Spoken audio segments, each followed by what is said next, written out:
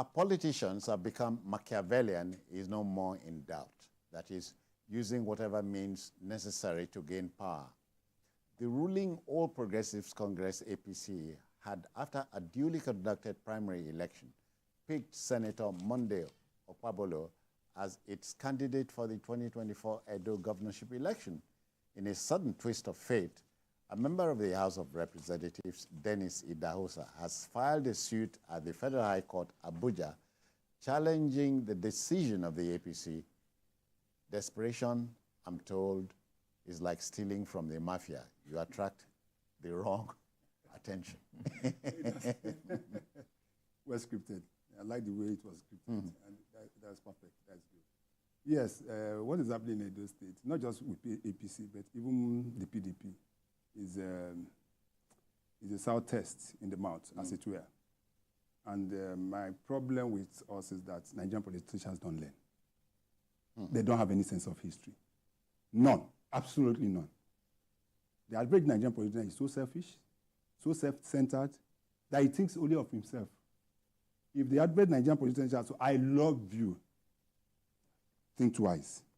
If average Nigerian politician say, Citizen Joe, good morning, don't answer. Leave the studio first, go outside and look. Yeah, but politicians get married. Yeah. And they say, I love you to the wife. Yeah, well, laws get stages now. You don't say that. Okay. Citizen Joe, you should know. Law get stage I'm now. not a politician. No, you're not. I didn't say you are, but yeah, okay. That love where you talk now make me. All right. Okay.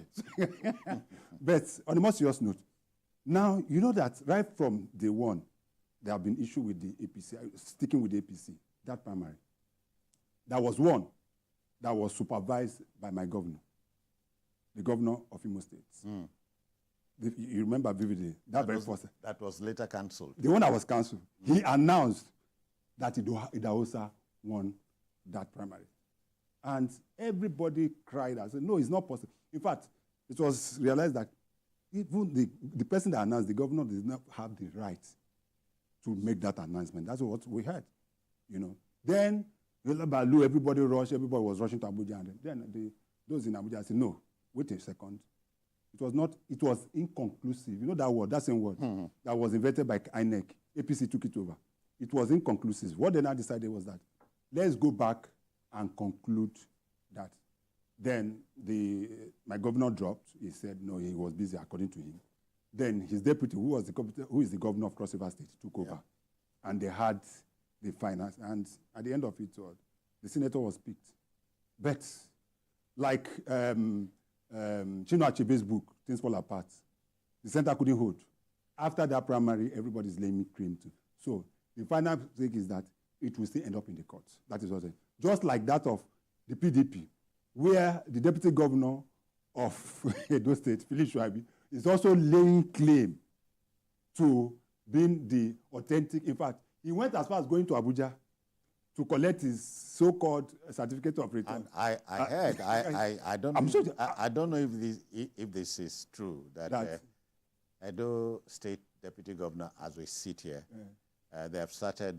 No, it's not a rumor. It started yesterday. Yeah. 22 of the 24 members of the House of Assembly have... They want to kick him. But you expected that, of course. That's what is going to happen. You know, you see that I used to say, is this 7 laws of power? Or what the one that 48 laws. 48 laws of power. One of them, now, you know one particular one. No. Don't ado...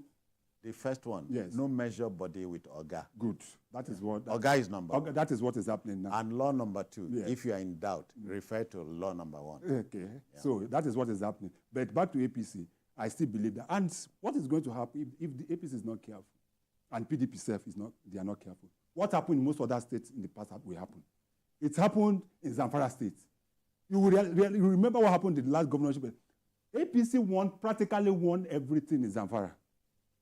Up to the governorship. Yeah, until. And they lost it. You remember what happened even as far as Bayelsa in the last election, where a particular candidate, Bayelsa, I remember, the man was to be sworn in a day, just at the last day. You remember the rehearsal? Just the last day. They said his deputy didn't have.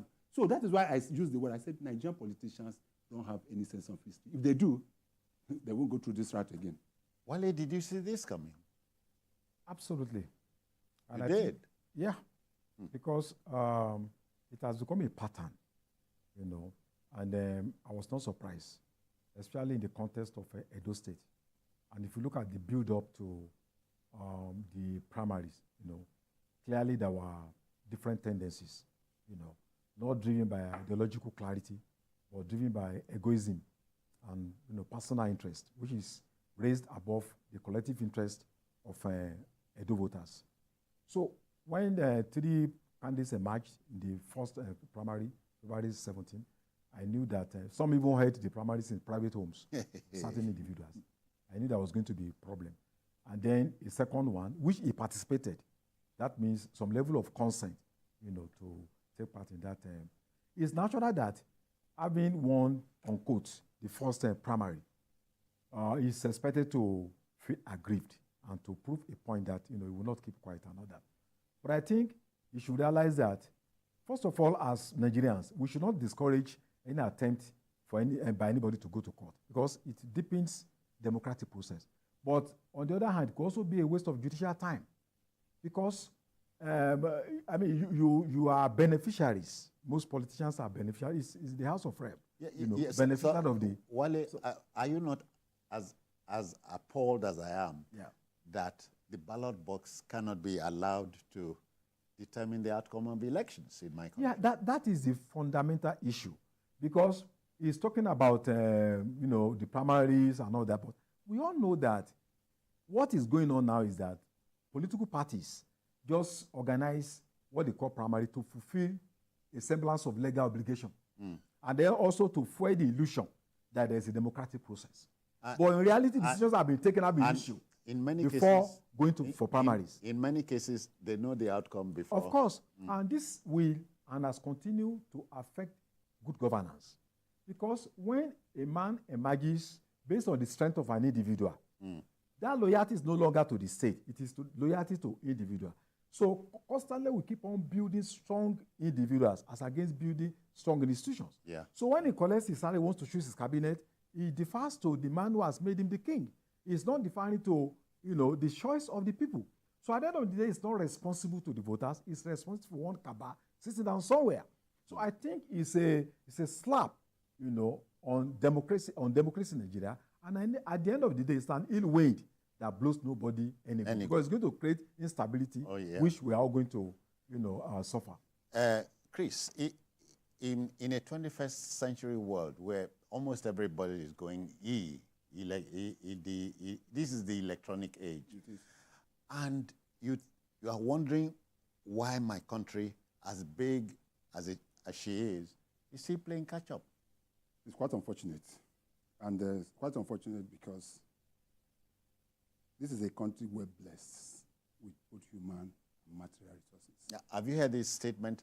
God is blessing Nigeria, but is Nigeria blessing God? Big question. And you ask yourself, Citizen John, just about a week ago, there was a publication, Forbes, Forbes, the magazine. Okay. The Fortune made a publication of the 30 U.S. citizens, or 30 U.S. citizens under the age of 30. They are doing excellently well in U.S. Out of that 30, about 8 were Nigerians. U.S. Out of that 30, 8 were young kids. In fact, two of the kids, Blossom and I can't remember they are the children.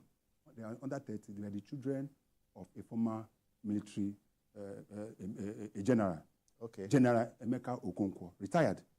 His children were out of those 30.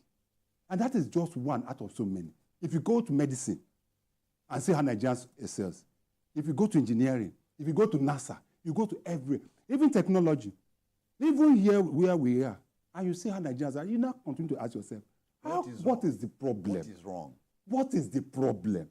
And I continue to ask the question, is it the leadership or the followership? Or is it the devil? Not only this country devil day. Okay. No, I go ask you now, devil and Nigerian. It becomes a problem. And let us even narrow down the issue of the politics.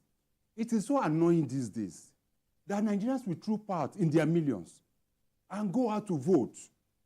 At the end of it all, he ends up in court And one judge will just rise up and say, I've cancelled the election. You are the winner. They take it to the Court of Appeal. 3 will sit. 3 against 100 million Nigerians and say, no, it's you that won. And they jettison. Or it gets to the Supreme Court, the AFA, and they say, no. It is. Now, you now ask you, what is the place of Nigerians voting? Now, it brings a lot of voter apathy because tomorrow, I'll be obliged again to want to go out to go and vote. Yeah. Because knowing fully well that after voting, it may not count. Somebody will just sit there somewhere, go to the court, get a judgment, and that's it. Let's take a classical example of what happened in Plateau State, where practically about 16, 18 lawmakers no longer sit now because the Court of Appeal was able to announce that. But that same case got to the Supreme Court, and the Supreme Court was able to affirm the governorship using the same, but their case couldn't get to the Supreme Court. And today, it's all on God. Wale, the slogan for Edo State is the heartbeat of the nation. Yeah. So if anything goes wrong with the heart, you are in trouble. You don't go. So in a way, ironically, it speaks to the political situation in our country.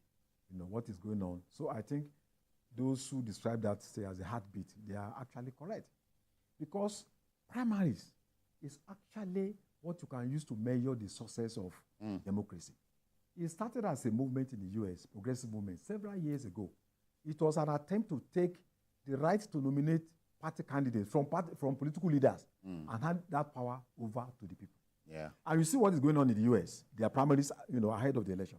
The aspirants of those parties are going from one state to the other to meet the people and talk to them on their on their programs on the economy, on their health, on culture, on security, thereby giving the people the right to choose the candidate that will represent them in that party. But in this case now, the idea of a party primary is a farce. The candidates don't actually campaign anyway. So the people they just go and meet and go and vote for this person. The person you are voting for, you don't know. Maybe after collecting some money. So we are constantly destroying democracy. In taking this home, therefore, what does Honorable Idahosa want? Well, I think he claims that he wants fairness, but in actual fact, he wants his own block of the political spectrum, his own power block to overdo the other. That is what is going on. I don't think it's about... That's him? Yes, I don't think it's about... Well, he's still young. I think he's 43 years old. So he should also take it easy because he still have a long way to go. Because if the idea is to throw away the baby with the bathwater, I think he must also think of the consequences. Citizens, there is a say in my place. Yeah. That once you see a small child dancing by the bush side, the person where they play the drum, is inside the bush somewhere. This young man is fully supported by former governor of Edo State, Adams Oshoman. He's his candidate. So that is why you see this. It's more like I call it more like we used to call something initial gragra. Okay, it has gone beyond initial gragra. Probably there are some people premier, but as far as I'm concerned, when it comes to issue of primaries, it is the job of the political parties. The court have come out squarely on that. The only thing you can challenge is the process through which it went through. Yes, imagine. If the process was right, and went to them, there's nothing you can do. But he has the right to go to court. As I said, every aggrieved person has the right to. You can be. You don't know what will happen. Most Nigerian politicians always want to take that chance, that last chance. That's what they normally. That slogan. If you are aggrieved, go to court. I rest my case. Okay, Honorable Idahosa, we wish you well, and but allow the court to do its job. We'll take a breather here now, but please stay. We'll be back shortly.